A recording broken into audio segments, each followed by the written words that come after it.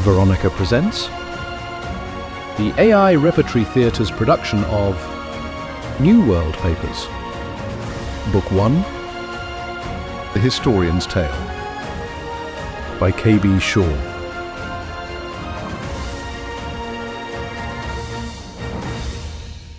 Chapter 19. Beyond. They said I died. They said it was from my injuries. I say I died from grief, from heartbreak, from shame. My body lay on the table in the archive. I looked down on the small gathering of people around me, the people I loved and cared for, the people I had failed. Then I was no longer in the room with my body. I was with Jenna in the courtyard. It was the young Jenna who showed affection to a small, lonesome boy and told him daring tales of spies. I was eager for adventure. I was in Hunninger's office.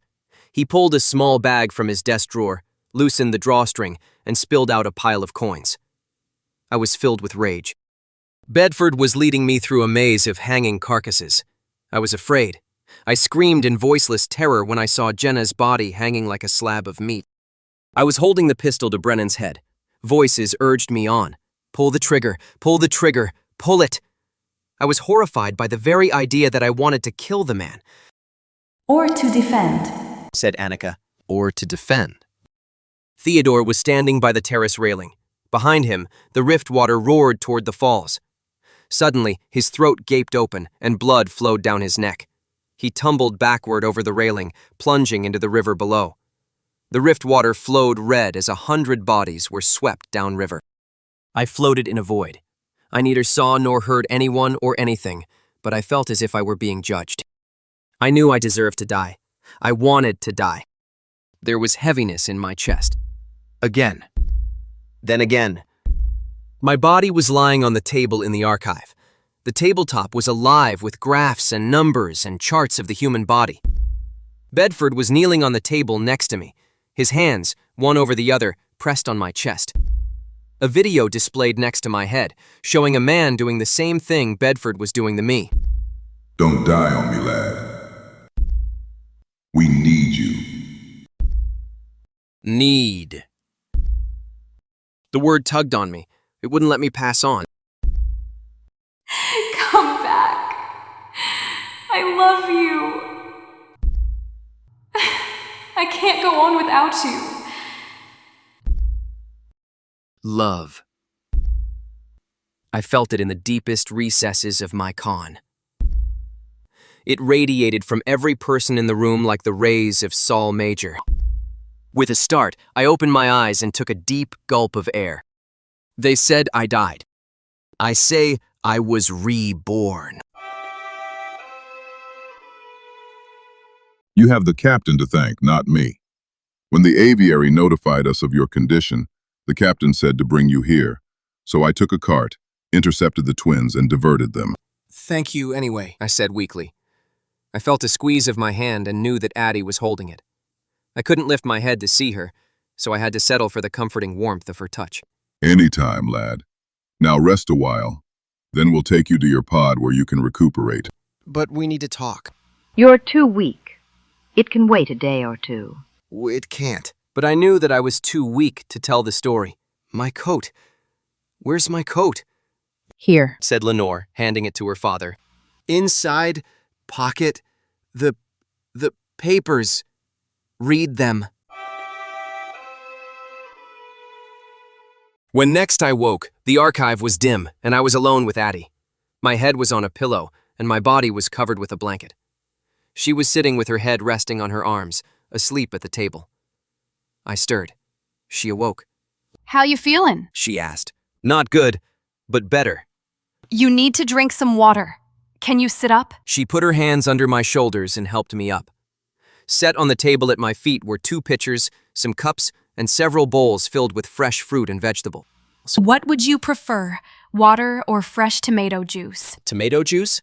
From the hydroponics farm? Yes, it's quite tasty. Cook spices it up. She poured me a cup and I sipped. Strawberries? Yes. And now we have blueberries, carrots, snap peas, and beans as well. Blueberries, please. If only I had some fresh milk. Seems like we could have that too.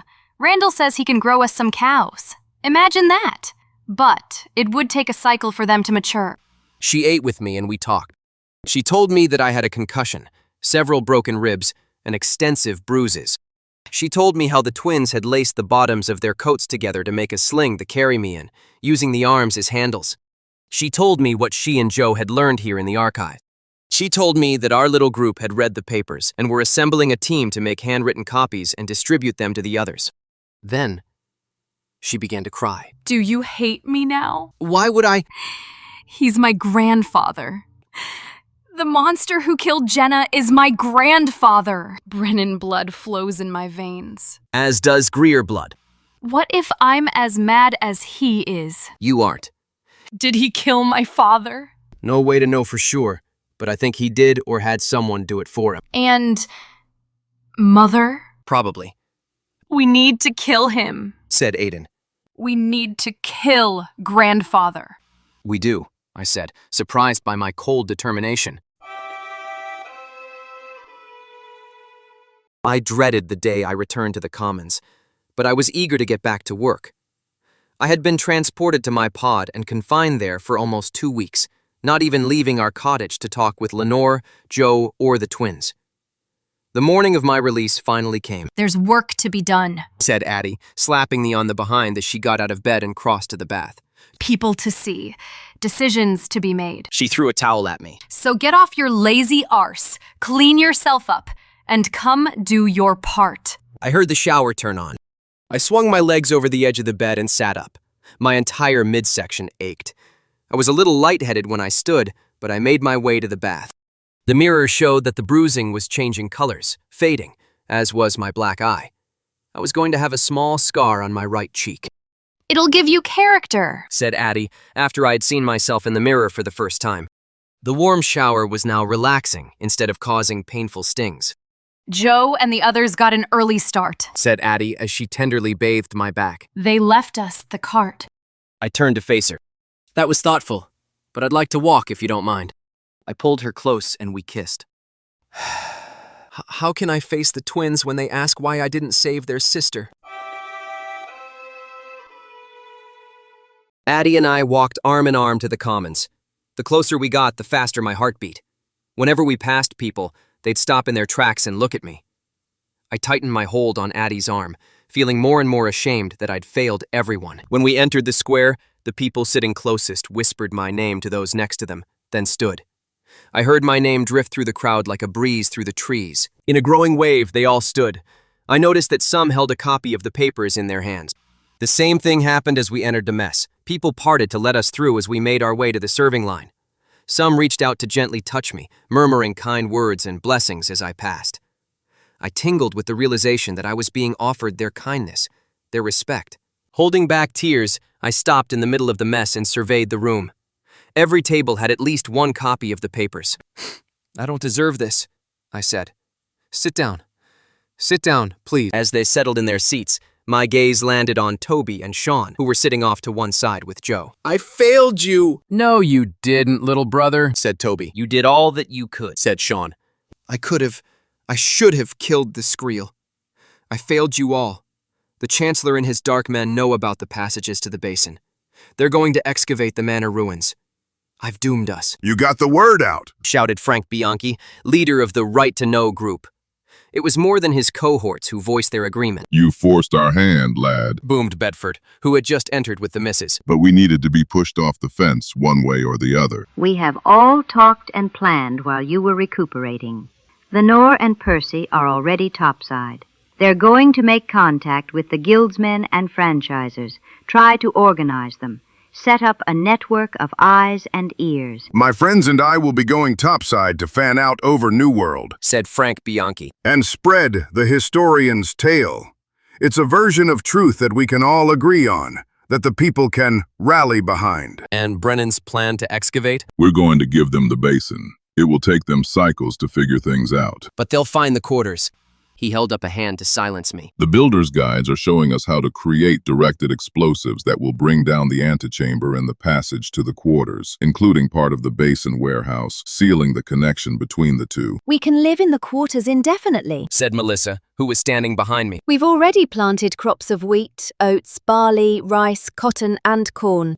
Joe spoke up next. The builders are showing us how to use the biotech bay to create chickens and cows, and how to operate the various manufacturing bays scattered throughout the quarters. I looked questioningly at Addie. It's all true. We'll be completely self-sufficient within 1 annum. In fact, we're hoping to give sanctuary to anyone topside who seeks it. We aren't prisoners down here now. We're here by choice. We now have a place of our own and a purpose to pursue. Joe, Addie, Mrs. Greer, Bedford, and I retired to the archive after breakfast. We were sitting around the table talking about stripping the basin warehouses clean and even destroying the observation base and the light runs when the captain manifested himself. May I remind you that you still have the option to leave? He said. Some of us are leaving. Said Joe. The quarters, yes, He said. but not Neworld. You mean go back to Earth? Said Addie. You would have that option, yes, but you don't have to leave C-39D to leave Neworld. Yeah, right. Picture the Earth, I said excitedly. A big blue ball, masses of land surrounded by water. Neworld is like one of those masses of land. Don't you see? The basin used to hold oceans. Then where are they now? Asked Joe. I turned to Bedford. Remember the crusty apple? Yes, lad, I do. When this planet cooled, the inside shrank. We are living on the crusty shell. At some point, the basin floor split, perhaps from the sheer weight of the water, and the oceans drained into the below. You are a clever man. Go on. It would be safe to assume that Neworld, C-39D, has other land masses like Neworld. Maybe there are other people out there waiting for us, other people who sought to create a better world, or lands populated only by the native life forms of C-39D. Are there other lands? As Fallon says, it's safe to assume. Said the captain. He turned to me. Please humor me, if you will. Draw a map of Neworld on the table. Just use a finger. Make it big enough for everyone to see. It only took me minutes to draw the familiar outline. Everyone was satisfied that I had reproduced it faithfully. Everyone except me. I looked at the captain, who was patiently waiting for me to have a revelation. While this is Neworld, I said, it's not the entire landmass. By below. We were blind, Mara. We were so busy looking to the stars, we never considered what lies beyond the rift. Captain, please complete the map. An outline appeared that showed Neworld comprising less than half of the landmass. There was an X marked some distance away from the lip of the rift, just south of the rift falls. It was labeled Eagle's Nest.